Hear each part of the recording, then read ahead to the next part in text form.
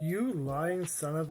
Good day, everyone. For those who don't know, this is Kevin Russell. He's the executive director of what's now called the Rental Housing Providers of Nova Scotia, a landlord association. He claims there is no data to back up the widespread fixed-term lease abuse here in Nova Scotia.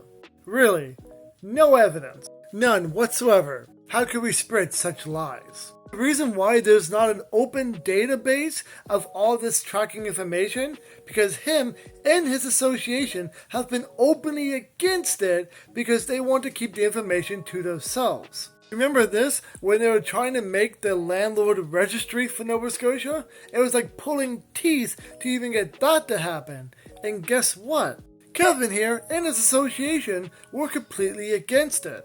So back then, he was executive director of Investment Property Owners Association of Nova Scotia, aka IPONS. And in his opinion, instead of focusing on a landlord registry, he thought the government should be focusing on better enforcement around existing housing bylaws, which is pretty rich coming from him. Since every step of the way when we're trying to better the bylaws in Nova Scotia, Kevin and his association was there to block it. Now, in the past, I've had opportunities to speak with Kevin, his association, and also be part of the meetings when it came to pushing for tenant advocacy, better bylaws, among other meetings involving such topics. I even get to witness firsthand when they claim that they're willing to keep a database, but they want to keep it private so the public can't see it. Which is why I find it pretty rich coming from him to make such claims like this.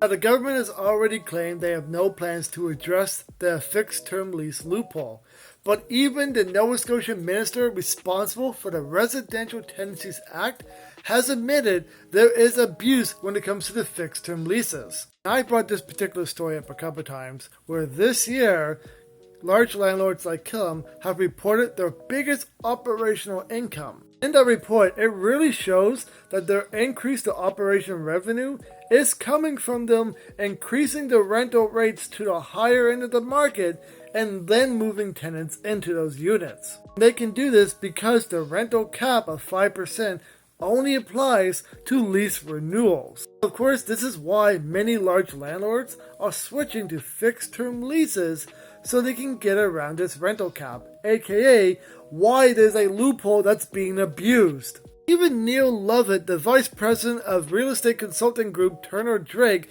stated it's a key part of their ability to grow their revenue over time. To stand there and claim there's no widespread fixed-term lease abuse here in Nova Scotia, when one, you're part of the association that's completely against open public records of such things, and two, we nearly hear on a monthly basis of stories of people losing their homes because of fixed-term lease abuse. And three, we even have the Minister of Residential Tenancies openly admitting there is fixed-term lease abuse. It shows the sheer disconnect one can have of the actual problem out there. Then again, that's their stance given the fact that they're the executive director of a landlord association.